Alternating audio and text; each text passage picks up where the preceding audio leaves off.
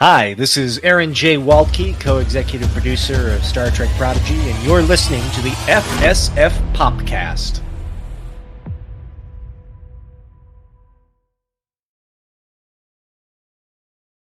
Hello, guys, and welcome to the FSF Podcast. I'm Tim. I am your host, and want to remind you that the FSF Podcast is the show made by nerds for nerds, and we are so proud to have a fellow nerd here with us today.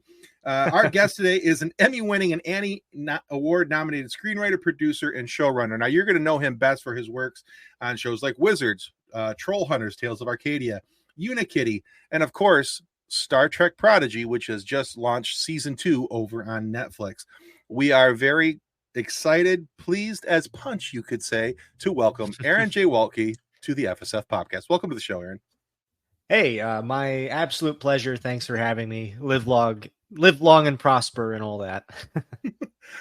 I said so. I was going back through season 1 today and watching some of the episodes on season 1. Yeah, and I at the spot in episode 13 where it's called All the World's a Stage. live log and prosper. Live log and proper. Yeah, that was it. Yeah, I have to catch myself now because, I wrote that episode and a lot of people come up to me and say they love that episode and they do the live log and proper to me, which is like, right. The incorrect version inverse, that these that these Enterprisians on this planet have sort of accidentally sort of co-opted from the logs that they had read about Starfleet and introduced it into their society. Yes, but now whenever I say live long and prosper, my brain does it wrong from that episode. Yeah, I had forgotten in that episode that's what they had done, and I was watching it, and it was one of those things where like your head snaps up and go, did they just say, oh yeah, that's right? Yes. Yeah, the whole thing was, among other things, sort of, I love Mad Max, and there's a really amazing sequence in Mad Max Beyond Thunderdome where it tells the backstory, but through generations of children who have kind of heard the tale of the apocalypse, which they now call the Epoxyclips and all that, and the long ago. And so that was kind of tattooed on my brain when I was writing that episode. That's very cool. So, yeah, that's actually a really cool backstory. So one of the things when I always have somebody on the show, Aaron, is I have them on because there's a particular reason. I've liked something that they've done. I wanted to talk to them about something. And one of the reasons I wanted to have you on the show is that, so before I sat down and watched Star Trek Prodigy, I was not very much of a Star Trek fan. Interesting. So Star Trek Prodigy was kind of my gateway drug into Star Trek. And from there, I went to Strange New Worlds and got hooked on Strange New Worlds, and then went back and watched TOS, and I'm into TNG right now. And so there was a lot of things that I have started watching because of Star Trek Prodigy. So, yeah, I wanted to say that's I want to say that's amazing to hear. That's absolutely what we designed the show to do, because as somebody who was kind of the opposite experience, like I grew up with Star Trek. Like one of my earliest memories, it was when I was like 3 or 4, sitting on the couch with my dad watching Next Generation live as it premiered way back in September of 1987. But I will be the first to admit that whenever people ask me, like, how do I get into Star Trek? Before Prodigy came along, there was not, or perhaps Strange New Worlds, there was not really an easy entry point. The answer was always, well, maybe just watch like 100 episodes of TNG and you'll kind of absorb it by osmosis. Which is how most Star Trek fans that I'm aware of kind of became inundated with it, because I'm always reminded, like, of Futurama has this really funny joke where somebody's like, says to Fry they'd never seen Star Trek. And it's like, what? The original series is brilliant. It's like 90 episodes and 30 good ones. But I mean, in a way it's true, because when you have literally 60 years of Star Trek, people remember the great stuff and they power through the mediocre stuff. And inevitably there's going to be a few swings and misses, but we Trekkies love it dearly because we think of it holistically. And all we wanted to do was with Star Trek Prodigy was take all of those things we love about the entire franchise that's now what 12 or 13 shows or something, Right. and Yeah. distill it down to its essence and lay it out in very clear sort of dynamics for outsiders looking in at the Federation to also be a proxy for audiences who might be curious, like what's the deal with transporters? You know, Hmm. how does the Prime Directive work? What's first contact? And lay it out in a way that was entertaining and breaks it down to its sort of key components, but also rebuilds it in a way that even adds new stuff for long-term Star Trek fans to get something out of. So it's very heartening to hear that our show worked as intended. Yeah, no, it really did. And I think that for me, one of the things, there's a couple things that I appreciated about it. Number one was just what you said, that having been on the outside looking in, I didn't really ever understand what the Prime Directive was for Star Trek, and I found it to be very confusing. And Well, then you and a lot of it's, people. I still find it to be confusing because I don't think there's a consistent answer out there as No. to what it is and what it isn't.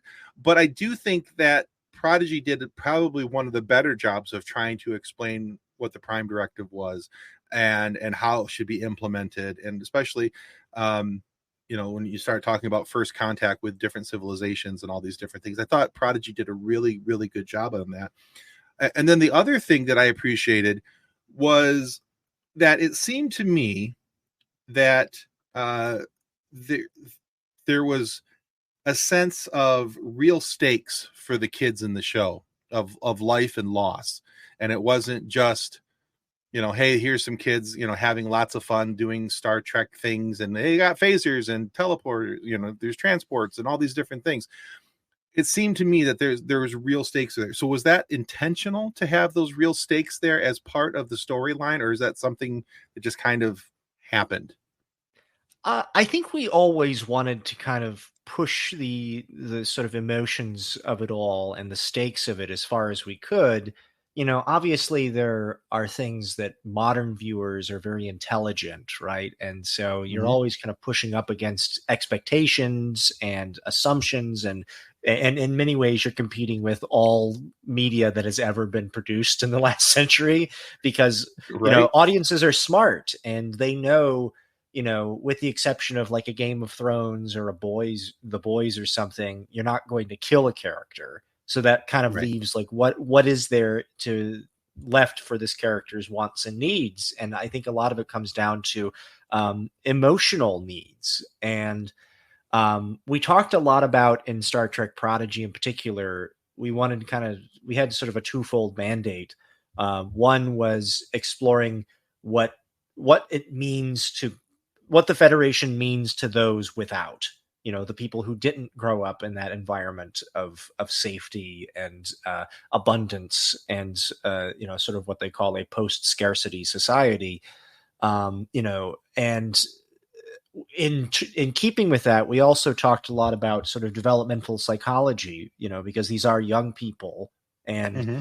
one thing we talked about was and stop me if I get too nerdy with this, but the one thing we talked about was the Maslow's hierarchy of needs, which is a sort of a famous element Right. in psychology, developmental psychology, that essentially says that for someone to achieve self-actualization, to become their best self, they kind of need a pyramid of things, starting with as simple as like food and shelter, and then Hmm. working your way up to kind of like emotional acceptance and support, and then eventually they can kind of become their best selves. And we thought that mapped really interestingly onto ostensibly what Starfleet represents, because it, Hmm. it is in many ways the best of the best, but even all of these sort of trained officers are constantly trying to expand their minds and their perspectives, and improve themselves, and I think we just took it a couple steps backward and said, can you take these young people like unmolded clay,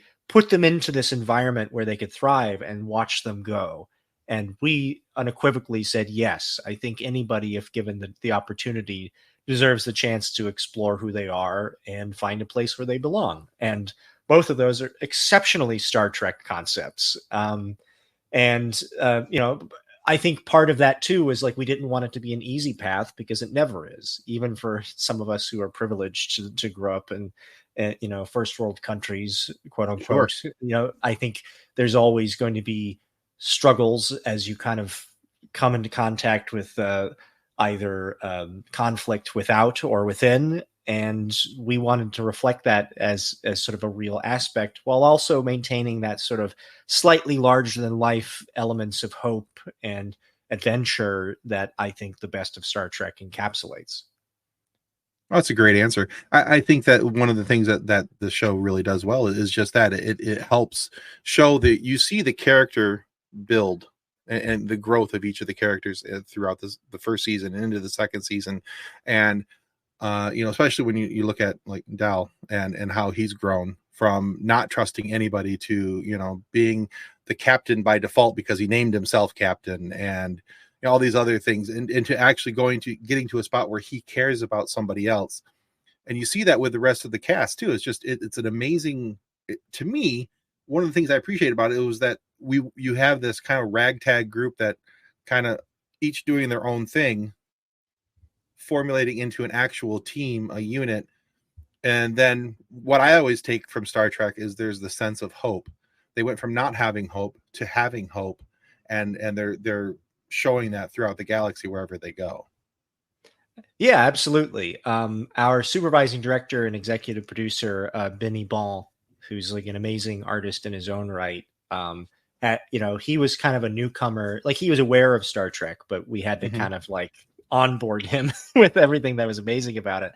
And he had this really astute observation as he learned more about the world of Trek, which was that some franchises like Star Wars is very much the Mm-hmm. story of one. Luke is kind of the chosen one who will bring the balance of the Force. The Skywalkers are this lineage of Mm-hmm. great ones who will kind of help rectify great evil. But Star Trek is the story of many. Yes. Obviously Spock famously encapsulates it with the needs of the many outweigh the needs of the few.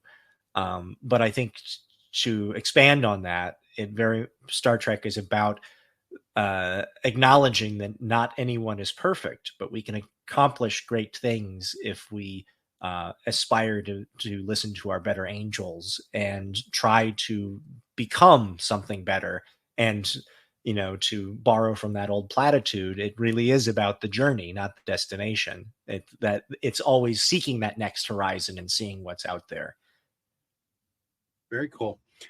One of the things that you just mentioned when you were talking about some of the classic characters, you talked about, Spock. You can also think about, Kirk, Sulu, the original characters. You have the TNG characters, these people that really inspired a lot of what we see coming forward past that point.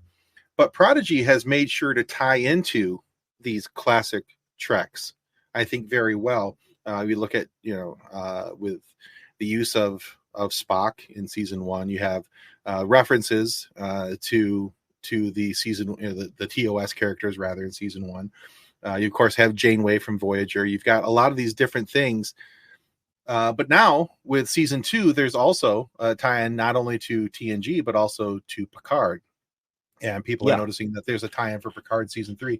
Why is it important for you guys for this show to tie in so much to canon and then inform the other shows?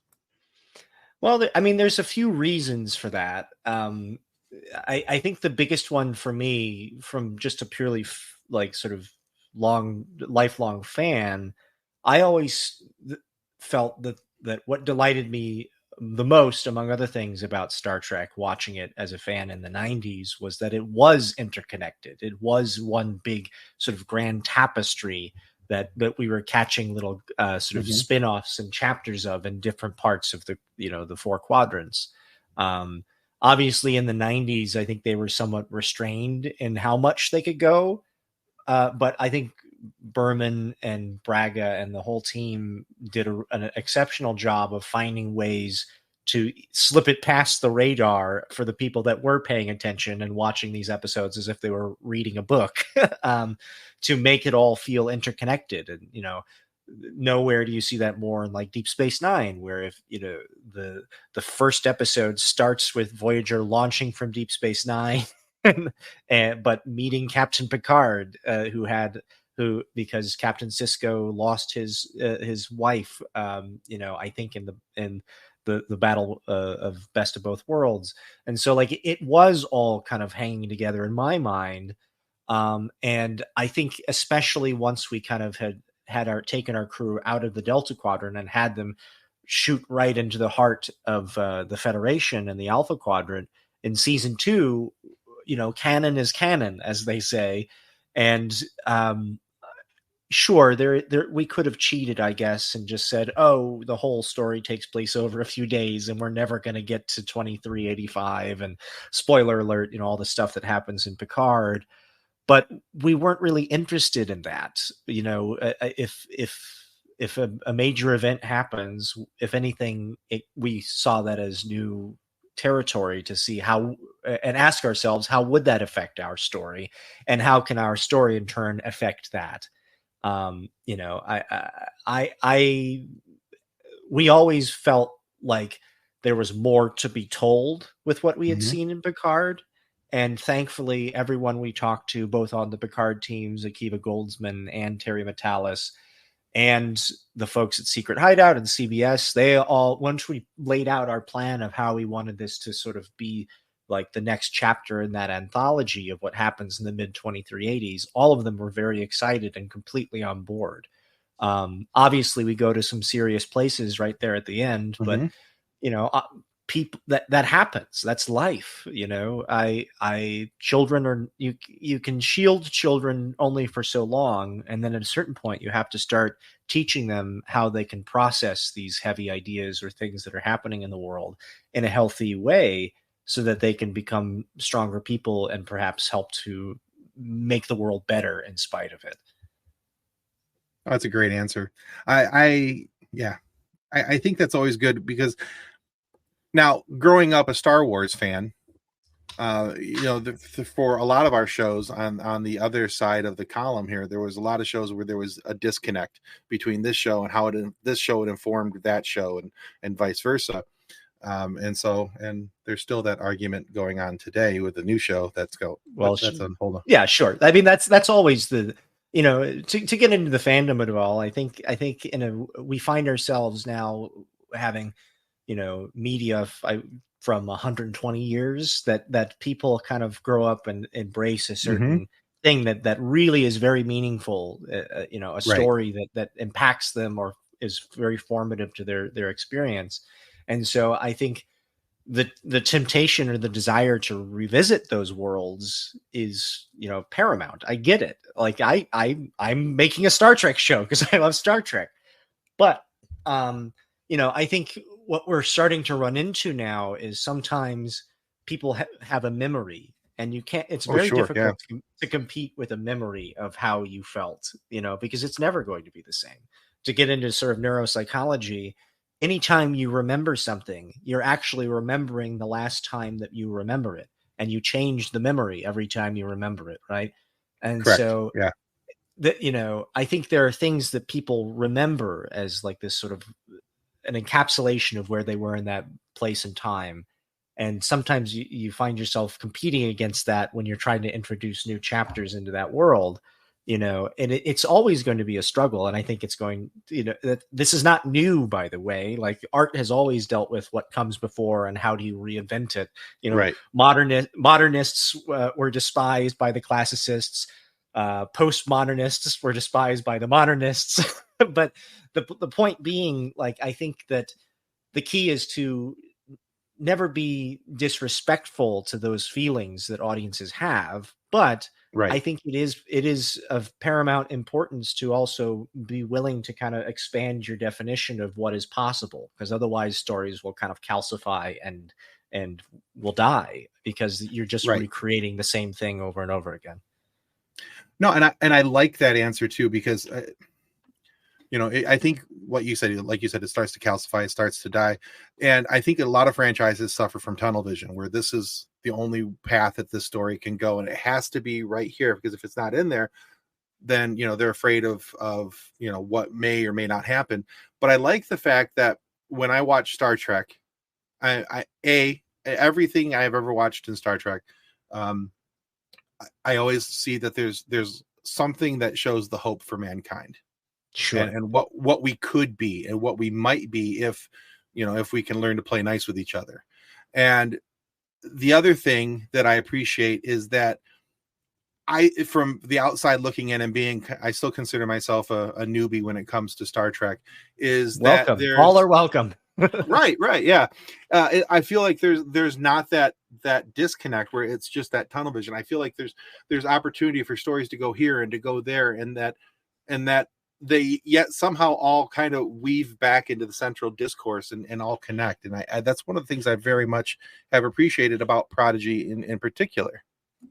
Yeah, and I think that's something that Star Trek specifically, I could be wrong, but I think Star Trek and Doctor Who are kind of neck and neck for the longest running continuous science fiction universe that is ostensibly all the stories that took place happened and are all connected. And I think that willingness to kind of accept new stories in place of the old while maintaining that fundamental theme, that vibe of hopefulness, of curiosity and acceptance. I think as long as you kind of hit that sort of core in some regard, even if you want to expand on it or reinvent it, you have to acknowledge it. Then you'll have the opportunity to try new things. And in some ways, I think that's something Star Trek has over Star Wars, is that Star Wars for many, many, many years only had 3 movies and then the books and I guess the video games. Right. And so what they considered sort of canon was this sort of like, it has to be this. And now I think we're all in a position with Star Wars in particular where, we're going through those growing pains of kind of feeling our way through the dark of like, what else can Star Wars be, and I'm very curious to see what this period of time in fandom will look like 10 years out. I think it can be exciting and it can also be scary and it can also be contentious, but not to get philosophical, but as if we haven't already been philosophical, but I think that in many ways that's what art is supposed to do, right? It's supposed to make you question things. You're supposed to feel bad sometimes and then question yourself why you're feeling bad. So I agree. I think and not all art is going to be perfect. It's not all going to be successful, but if we're talking about it, then it's doing something, right? It's doing its job. Yeah, absolutely. Yeah, I one of the things I love is that after I watch this, as much as I love Star Wars, and that's what I grew up on, and that has always been like, bad day. Well, let's put on some Star Wars. It'll make the day better. Listen, I was a Star Wars kid too. I grew up in Indianapolis. Yeah. I went to Star Wars Celebration. I met Peter Mayhew. It's great. Yeah. But never once did I watch anything Star Wars, and after I got done with it, go, well, how does that affect humanity? There have been so many times when I've watched Star Trek rather, and I've gotten done with an episode and I've had to like not go into the next episode because I was sitting there pondering what I had just watched, how it affects me now, and how it affects humanity around me, and and even the hope for humanity moving forward. And so I think that's always, to me, has always been one of the good things about Star Trek and the fandom, and having and being able to have some of those conversations with other Star Trek fans and talking about those very same episodes and getting their point of view, their perspective, I think has for me has been a lot of fun. So absolutely. And that's something I love about the Star Trek fandom. They have been some of the kindest, most embracing, sweetest people I have ever met. Very much so. For whatever reason, for the longest time, I never went to a Star Trek convention until I started working on this show, because I was like, oh, is it going to be my scene? I haven't really done cosplay or anything like that. And and then I showed up, and it was like meeting hundreds of friends that I didn't know I had. because I think it engenders a certain sensibility, like, thoughtful and creative and welcoming and hopeful. And I love communities like that. Yeah, it's a very cool thing to be in part of. But let's look back at the show here for a moment. Now, at the end of season 1, of course, there was a little disappointment that Nickelodeon did not carry this on. and there were people were worried about what the future of Prodigy was going to be. In comes Netflix and says, Mhm. yeah, come on over here and continue your show.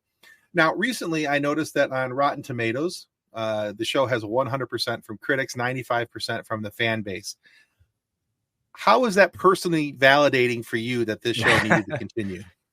Um, le- I will say it's deeply humbling. You know, as a Midwesterner, I struggle to take compliments because I'm like, no, it's for you. you know, Understood. we Yeah. worked, but it is validating in that it means that, at least according to many folks, we didn't screw it up.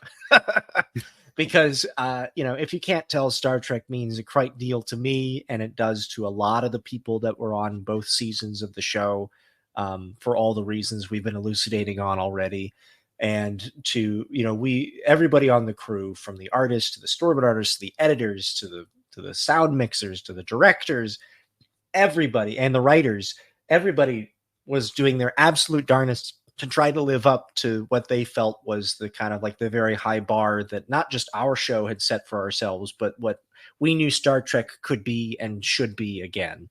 And we all we wanted was to create an entry point, that would hopefully bring new folks like yourself into the Star Trek fandom, and also be exciting for those people to kind of see it all on display in a way that also added to the canon, I think, in a surprising and delightful way.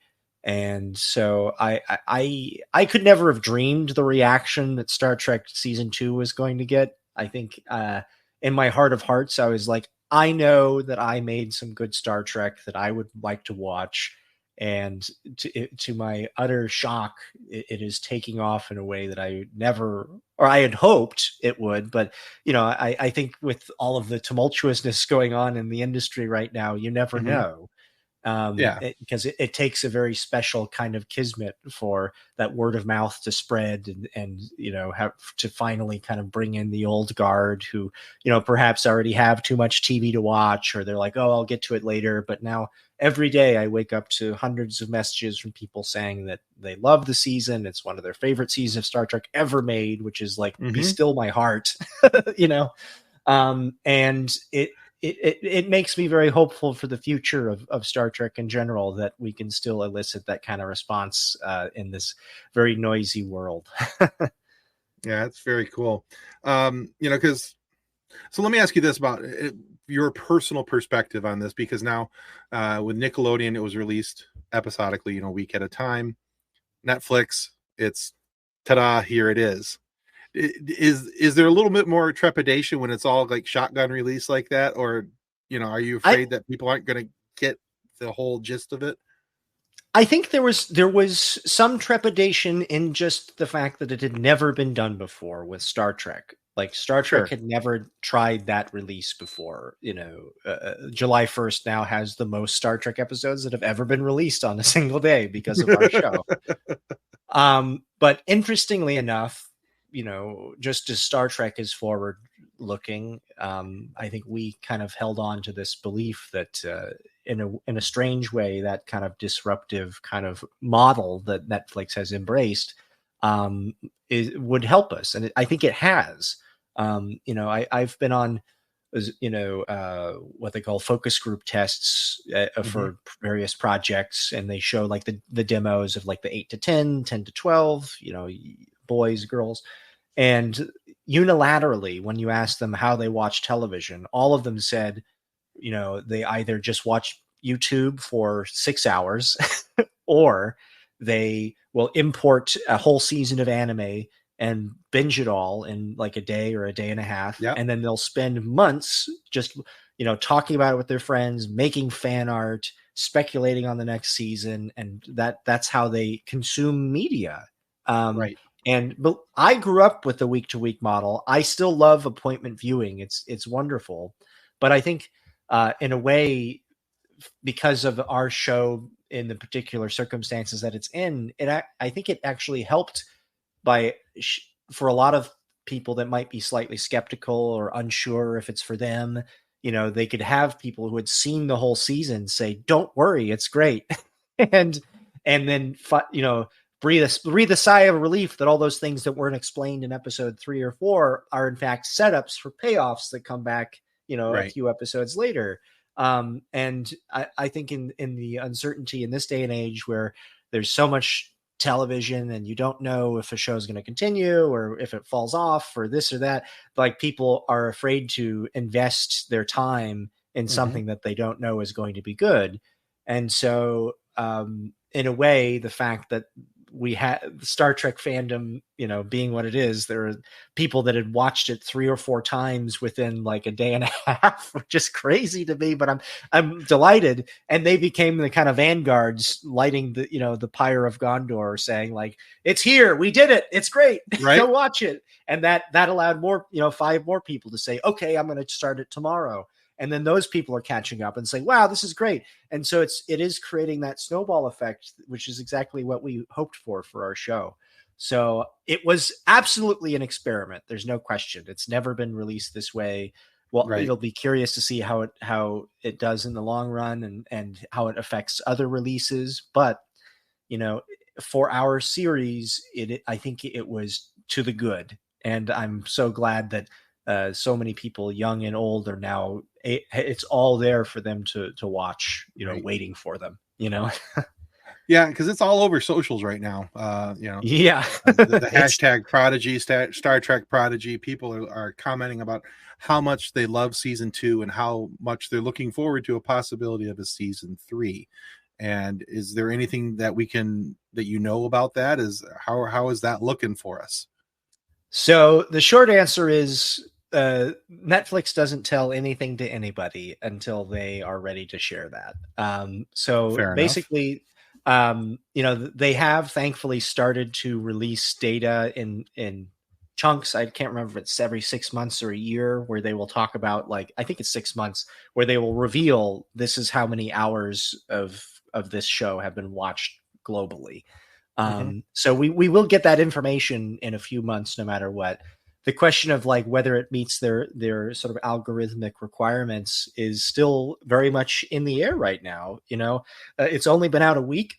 And so they want to collect the data for the next few weeks, or maybe months, to see if it has a halo effect and if people are watching it all the way through to the end, or if they're watching it again, or if it's making them watch other shows. Like all of this kind of are factors that are kind of beyond my comprehension.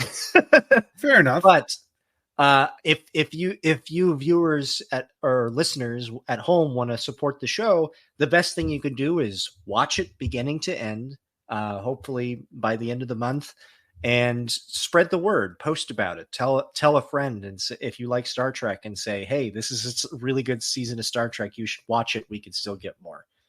There you go. All right. Well, good. That's a good call to action for our listeners, so they know where they can do and what they can do. So watching it on Netflix is where you need to be, guys and gals. Give it the old thumbs up there. Okay. Now you mentioned this a couple minutes ago, and so I'm just going to circle back to it because you talked about whenever I have somebody on who has done something in what I call the big 5 IPs. That's Star Wars, Star Trek, Marvel, DC, or Lord of the Rings. Those are my big 5. Sure. I always want to know what it means to them personally to be part of that world. They've been a fan of it for a long time, but now here they are, they're working in it. So in the case of Aaron J. Waltke, what does it mean to him personally to have been a part of Star Trek and have a part in the storytelling of it? I mean, it means the world to me. It means the galaxy to me. I think the kind of one of the unique aspects, or certainly the hallmark aspects of Star Trek in particular, is that it's not necessarily something that takes place in a far off land or in a fake world. By all intents, it is acting as if this is our future right now. And in that way, I think it engenders a sort of call to action in its own right of, we can rise above what's happening now. There is a possibility to create a better future for everyone if we want it. And, in a way, that kind of moral obligation of like, why do we create art, ostensibly it's to alleviate other people's pain or to encourage them to see things from a different perspective or to feel things, a sort of catharsis, as the Greeks would say. Um, and I think it's a lot more concrete with Star Trek. It's to inspire us to do better now as humans, and the chance to contribute to that, I think, sort of call to arms in a way, and in some small way inspire other people to have those aspirations as well. That means everything to me. Like that's all anyone could hope to do with the work they do on this planet. I love it. Excellent. All right, I have one question for you from a good friend of ours. She's a fellow podcaster. Her name is Jessie, and she runs a great Trek themed podcast called Crusher Convo. Now, she's a big fan of big fan of Beverly Crusher and Beverly's Boys. And now in season 2, I think it's 8 appearances by Mr. Will Wheaton. That sounds about right. Yeah. Yeah. I think he's in 8 different episodes. But so Jesse wanted to know, what was the important aspect of Wesley's character that you really wanted to highlight with season 2? Well, there's a few reasons why we wanted to bring Wesley back specifically. One, as a selfish fan, like I think I always had that sort of dangling question in my head of like, where did he go and what's he been up to? Sure. Sure. And as a TNG fan, I was sad that he just 3 episodes before the end kind of decided Starfleet wasn't for him, and then just kind of vanished into the ether. Partially because so much of that arc with the Traveler in particular was saying you are being prepared for a grand destiny that I cannot reveal now, but will be revealed someday. And that became this big question mark floating in the back of my psyche for the past 30 years of what else is out there, and what's Wesley been up to with that agency. Thankfully, a number of the other writers in the room, like Jen Murrow, felt the same way. So as soon as she brought that up as like, who would guide these young people through this sort of timey-wimey paradox, and be relatable to them, like, but almost at the same time, we both were like, Wesley Crusher, because he, as we know, was the original Prodigy in Star Trek, The Next Generation. And in a way, he could function both as a cautionary tale, but also as a mentor and a role model of like the do's and don'ts of how to kind of fulfill your potential in a way that is meaningful and impactful to others. I think on top of that, on a more meta level, we, going back to the introducing new and young audiences to the greater Star Trek universe, we never intended our show to only be a Voyager sequel. We just we use a lot of Voyager because we had Catherine Janeway as a character, and we wanted to honor that and not just kind of, her be a toy that we take out of the box and put it in.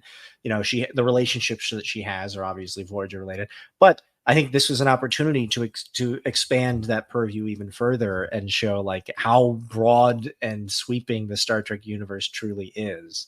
On top of that, I think what I do sympathize in some ways with how Wesley, has grown up into somebody who has to try to hold everything in his head just to try to keep it together, as somebody who, is on the sort of the upper level of the executive producer side. I do find sometimes it does come down to just one person, just trying to hold their little sphere together and encourage everybody else to to do what they need to keep the show going. So I definitely empathized with Wesley, and I definitely felt as scatterbrained sometimes as he was, trying to hold the multiverse together by himself, while also and on top of that, for his character, we were like, we don't want Wesley to just be a cameo that is completely unaffected by the events of our show. If he's going to be part of the story, it's going to be his story too. And we thought it was very interesting with him that he is somebody who has done so much to try to help other people and protect the people from his past life, that he himself has been so busy he's forgotten how to live, and what better way to kind of rectify that or bring closure to his storyline than to have his interactions with our crew and with Admiral Janeway on this adventure, to kind of remind him that the people that you're fighting for are as much a part of your life as they are sort of an abstract, sort of noble thing you're doing. And so him going, who better to kind of close that loop emotionally with than reconnecting with his family, the Crushers. And I think, we worked with Picard certainly to try to accommodate that. And once they heard that we were using Wesley, they had an idea, because they were using like supervisors and kind of hinting at the travelers in especially Picard season 2. And they were like, look, we wanted a traveler to come, and it would feel weird if it was just a random person. Is there a way we can make this like set up your show? Yeah. And sure enough, they were kind enough to, I kind of laid out the whole mythology of like, okay, if they're tied to the supervisors, here's where Wesley is, here's who he has in your show. Right. And, they even let me kind of do some revisions on his scene to conform to that. And Akiva and Terry were both extremely collaborative and excited to kind of weave this greater kind of tapestry between our two shows. Two shows. Yeah. Yeah, I get what you're saying. That's awesome. And I love the fact that Wesley wasn't just a side thought or just a splash in cameo, and that he was an integral part. And I think that's a really a cool nod to both TNG and Picard and where the show can go in the future. So kudos to you guys for doing that well. And Jesse, I hope that answers your question, because I thought it did. Really good answer. I think I might be on her podcast soon, so we can go into depth. Oh, fantastic. All right. Yeah, no, she's great. I've been a big fan of Jessie and the Crusher Combo for quite a while. She's a good friend of the show, and she's been very very helpful for me when I have Trek questions going. There's been many times where I have texted her, what the hell did I just watch? Can you break this down for me like I'm 5? Break out the crayons. But you have to understand, in Trekkie communities, that's like our national sport. Like that's all we do is just answer questions for each other. And if something doesn't make sense, we talk about it ad nauseum until we've satisfactorily come up with 3 hypotheses that knit it together. I'm good with that. I like that. Yeah. Okay, Aaron, I have one final question for you. We call this our silly question. Now, you can be as serious or as silly as you like.